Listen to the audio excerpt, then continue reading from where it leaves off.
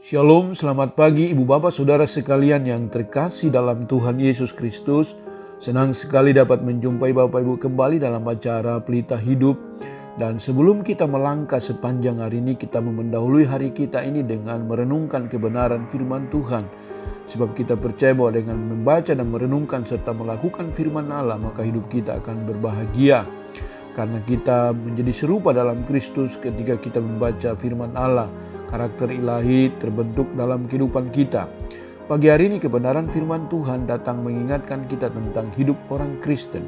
Sebagai orang percaya yang dipanggil, kita dipanggil dan dipilih untuk menjadi berkat lewat perkataan kita, lewat sikap hidup kita.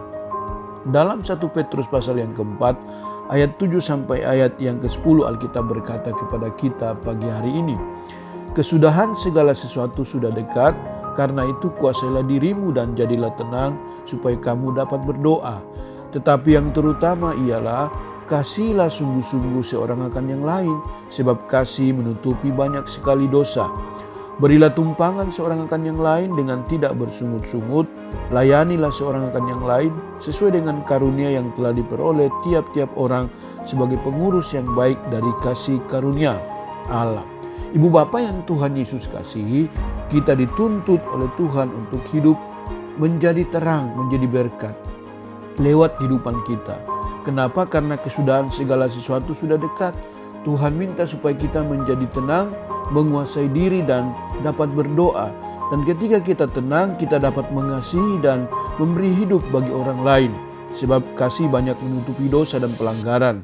Bahkan kita dirindukan oleh Tuhan untuk menjadi berkat, memberi tumpangan, memberi support dan tidak bersungut-sungut. Bahkan yang terlebih lagi adalah melayani yang lain sesuai dengan kasih karunia yang telah diperoleh tiap-tiap kita sebagai pengurus yang baik dari kasih karunia.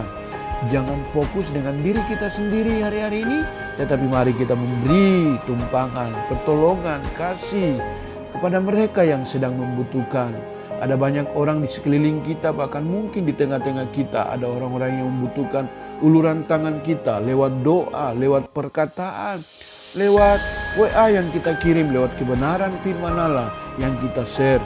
Sehingga mereka yang lemah hari-hari ini dikuatkan, mereka yang putus harap, mereka diberikan pengharapan di dalam Tuhan.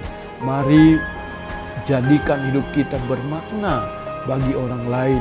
Jadikan hidup kita menjadi berkat bagi orang lain lewat sikap hidup kita, sehingga nama Tuhan dipermuliakan. Mari melangkahlah sepanjang hari ini dengan menjadikan hidup kita jadi saluran berkat sebagai orang Kristen, sebagai anak Allah yang telah dipanggil dan dipilih oleh Tuhan. Shalom, selamat pagi. Tuhan Yesus memberkati kita semuanya. Amin.